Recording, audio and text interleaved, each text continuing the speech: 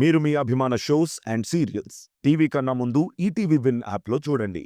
Download and subscribe to ETV win app. 99 రూపాయలు మాత్రమే.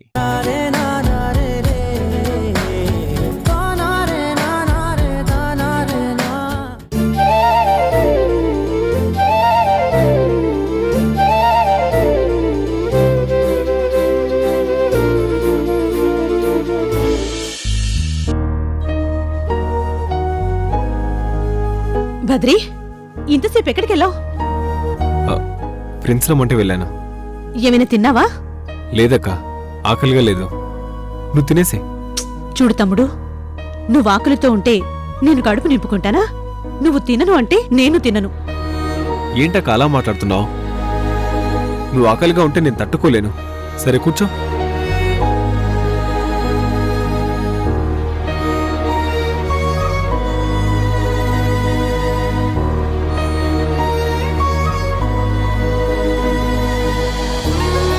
ఏంటి తమ్ముడు ఇది? నువ్వు నాకు అన్నం తినిపించడం ఏంటి? తప్పేముందక్క? అమ్మ కంటే ఎక్కువగా చూసుకుంటున్నావు. నేనే తప్పు చేసినా క్షమిస్తున్నావు. అందుకే అక్క, నువ్వంటే నాకెంతో ఇష్టం. నీ మీద ఒట్టేసి చెప్తున్నాను, అన్నీ మానేస్తానక్క. తమ్ముడు, నువ్వు మారావు అంటే నాకన్నా ఆనందించేవాళ్ళు ఎవ్వరూ ఉండరు. నువ్వెప్పుడూ నా కళ్ళ ముందు సంతోషంగా ఉండాలి. అక్క, తినక ముందు.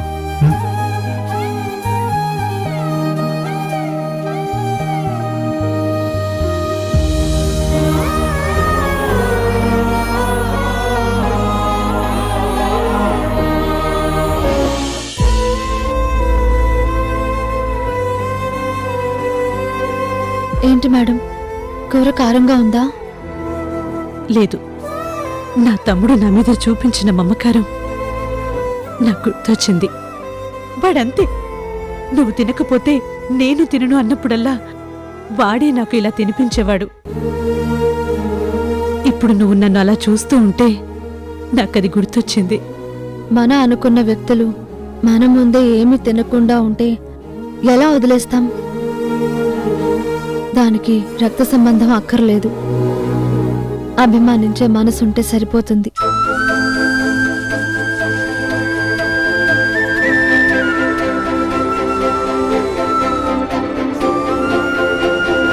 నీకు తెలుసా తారా, నా తమ్ముడికి నాకు ఏజ్లో చాలా గ్యాప్ ఉంది.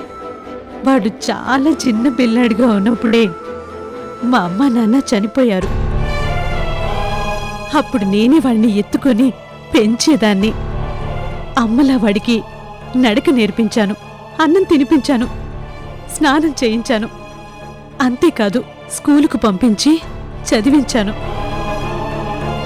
వాడు నన్ను అక్క అని పిలుస్తున్నా నేను మాత్రం వాణ్ణి ఎప్పుడూ అమ్మలాగే చూసుకున్నాను. కళ్ళల్లో పెట్టుకుని పెంచాను.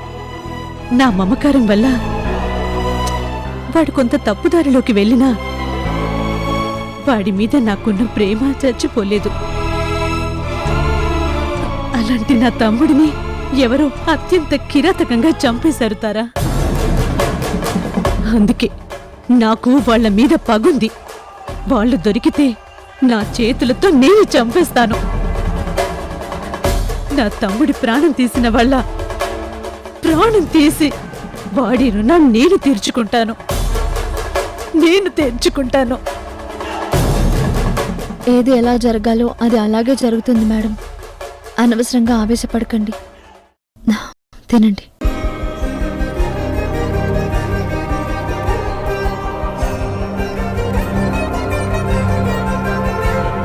ఇక చాలుతారా?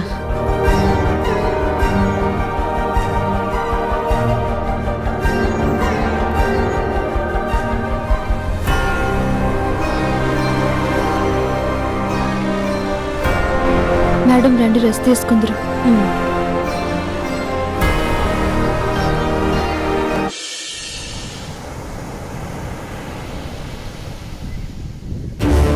వీరు, వీరు, వీరు, మేడం, మేడం,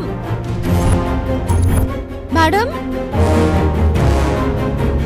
మేడం పడుకుని ఉండాలి కదా, లేదంటే వెళ్ళిపోయిందా ఏంటి? వీరు కూడా కనిపించట్లేడు. వీరు వీరు వీరు వీరు ఎక్కడున్నాడు? వీరు వీరు వీరు వీరు వీరు వీరు వీరు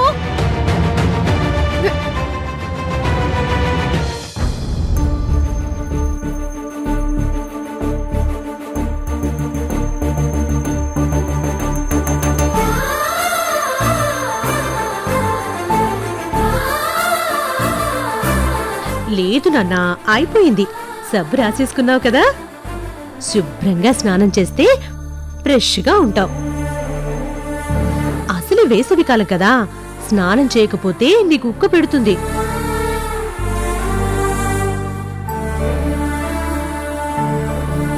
ఏంటి మేడం, ఈ పని మీరెందుకు చేస్తున్నారు? ఏంటి తారా, మీ బాబుకు నేను స్నానం చేయించకూడదా?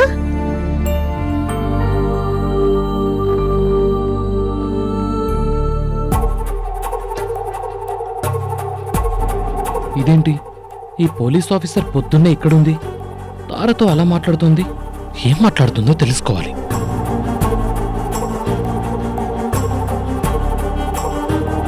చెప్పాను కదా, నాకు నా తమ్ముడే ప్రపంచమని. వాణ్ణి కూడా నేనిలాగే చిన్నప్పటి నుంచి పెంచాను. ఈ బాబుని చూసేసరికి నాకు నా తమ్ముడు గుర్తొచ్చాడు. అందుకే స్నానం చేయించాను. కానీ మన అనుకున్న వాళ్ళు దూరం అయితే ఆ నరకం ఎలా ఉంటుందో తెలుసా? ఏ పని చేసినా, ఏది ఆలోచిస్తున్నా, ఏం చేస్తున్నా అదే గుర్తొస్తుంది.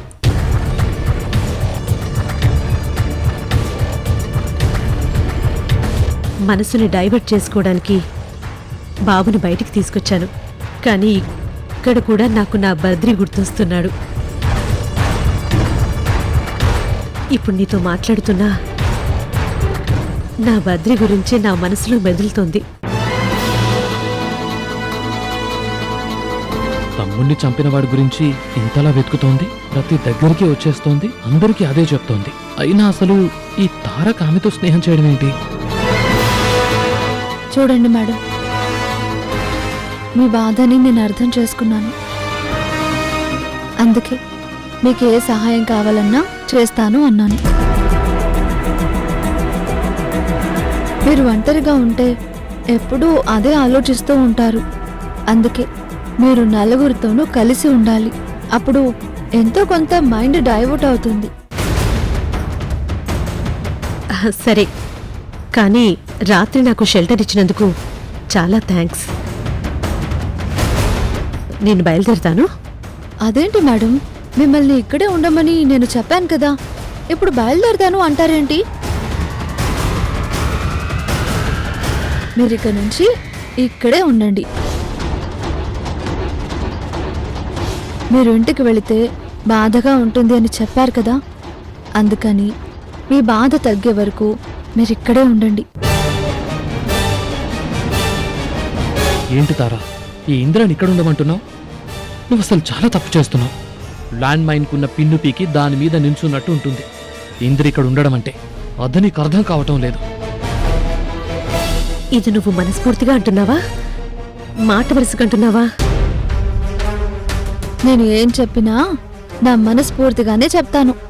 బయటకు ఒక మాట చెప్పి మనసులో ఇంకొకటి దాచుకోలేను. చాలా థ్యాంక్స్ తారా. నిజంగా నువ్విప్పుడు నాకు ఒక ఆత్మబంధువులా కనపడుతున్నావు. నా గురించి ఆలోచించే నా మనిషి ఒకడున్నారని నిన్ను చూస్తే నాకు అనిపిస్తోంది. తప్పకుండా నీ మాట ప్రకారం ఇక్కడే ఉంటాను.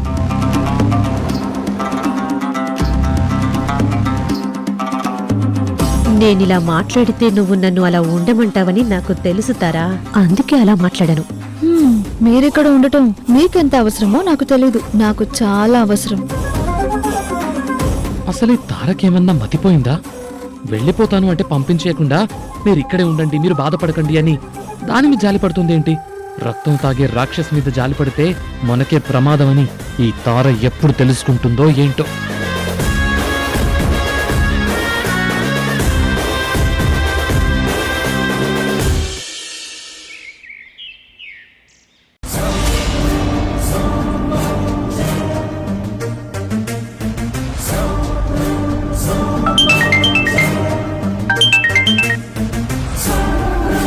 అక్క ఎలా ఉన్నావు?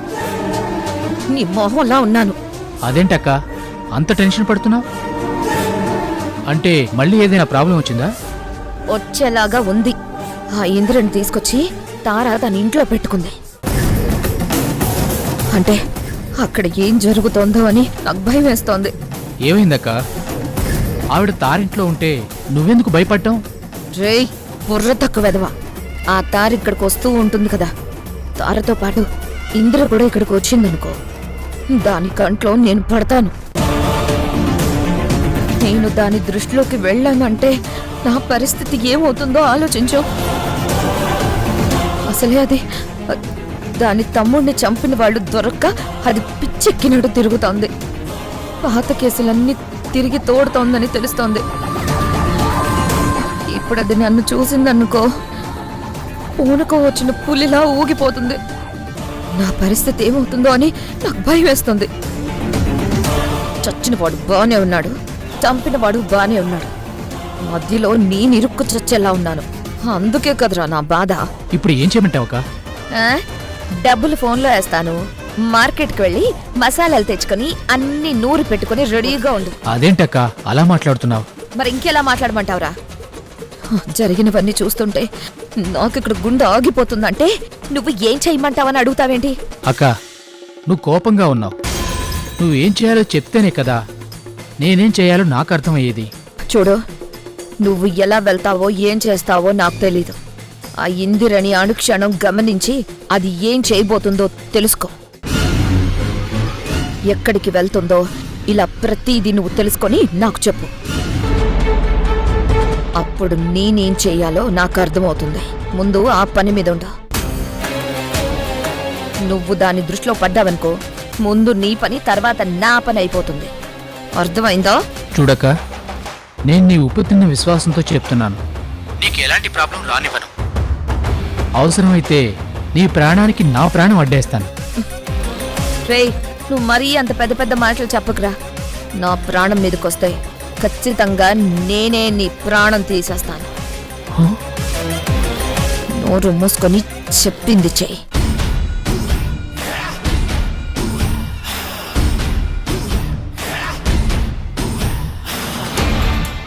ఏ తప్పు చేయని నేను ఇంతలా దడుచుకుంటున్నానో. అసలు చంపిన వాళ్ళు ఎక్కడున్నారో, ఎలా ఉన్నారో, ఏం చేస్తున్నారో.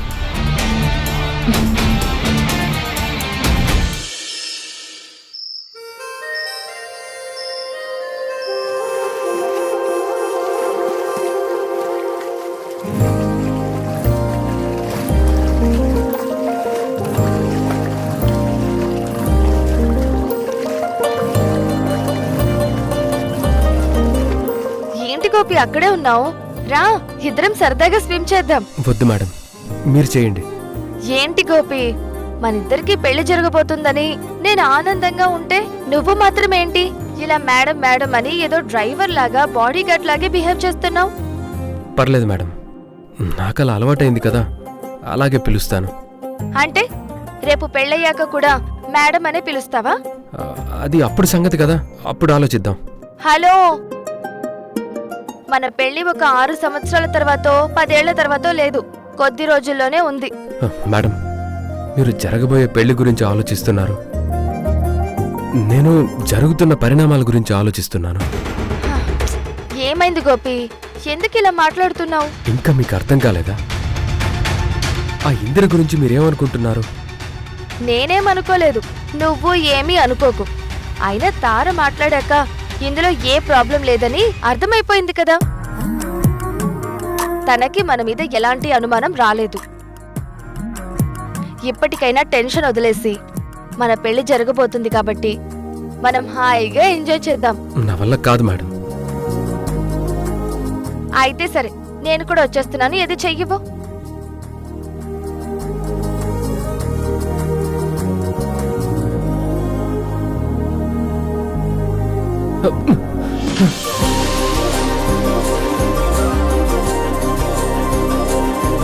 ఏంటి మేడం, ఏం చేస్తున్నారు? నేను మాటలతో చెప్పాను, నువ్వు వెళ్ళలేదు, అందుకే నిన్ను పడేశాను.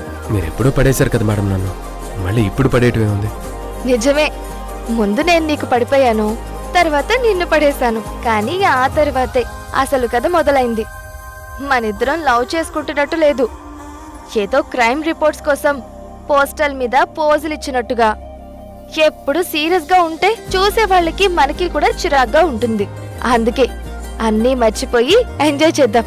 కమాన్.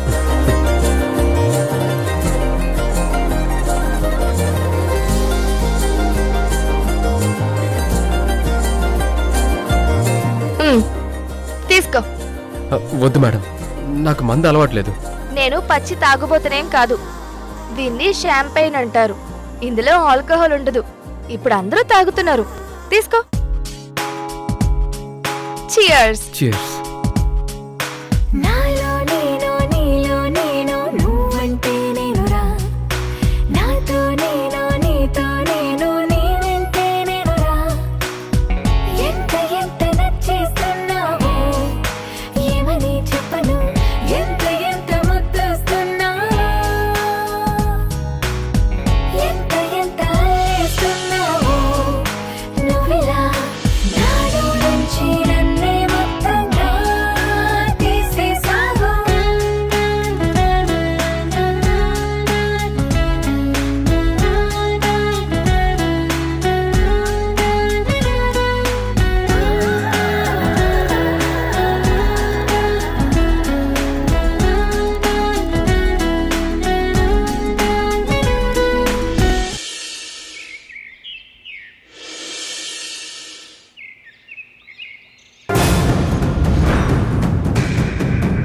ఆ ఇందరు ఇక్కడే ఉందని అక్క చెప్పింది. మరి ఎక్కడుందో ఏం చేస్తుందో ఎలా తెలుసుకోవాలి?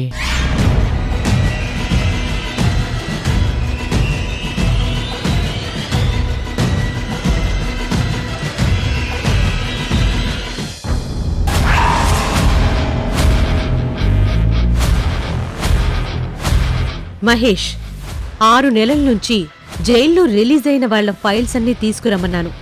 తెప్పించావా? తెప్పించాను మేడం.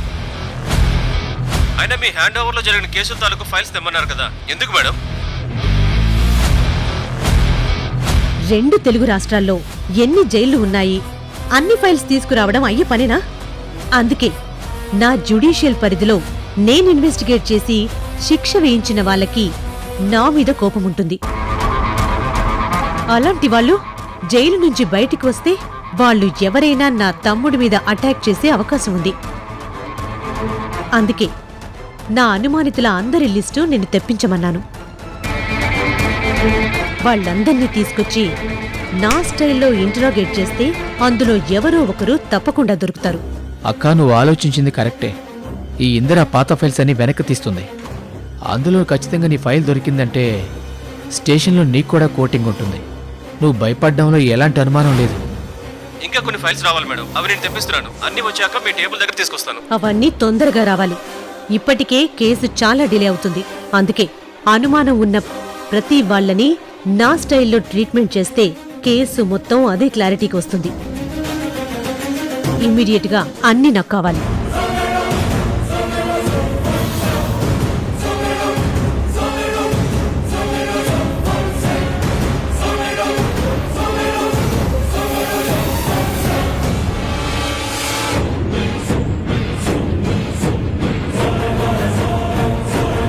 సరే మహేష్, చెప్పింది చెయ్యి. నేను మళ్ళీ ఫోన్ చేస్తాను నీకు. మేడం, కాఫీ తీసుకోండి. థ్యాంక్స్. ఏంటి, ఎవరితోనో మాట్లాడుతున్నట్టున్నారు? అదే తారా, ఈ మధ్యకాలంలో జైలు నుంచి విడుదలైన వాళ్ళ లిస్టు మొత్తం తెప్పిస్తున్నాను. అలాంటి వాళ్లలో ఎవరైనా ఈ పని చేసే అవకాశం ఉంది కదా. అందర్నీ క్షుణ్ణంగా తెలుసుకొని ఎంక్వైరీ చేసి ఇట్టి పట్టుకోవచ్చు.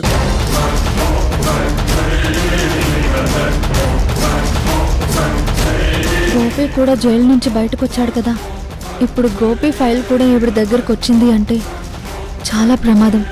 ఏం చేయాలి? 6 months నుంచి రిలీజ్ అయిన వాళ్ళ లిస్ట్ తీసుకురమ్మన్నారు కదా మేడం. ఇదిగోండి తీసుకొచ్చాను మేడం, అందరి లిస్టు వచ్చింది.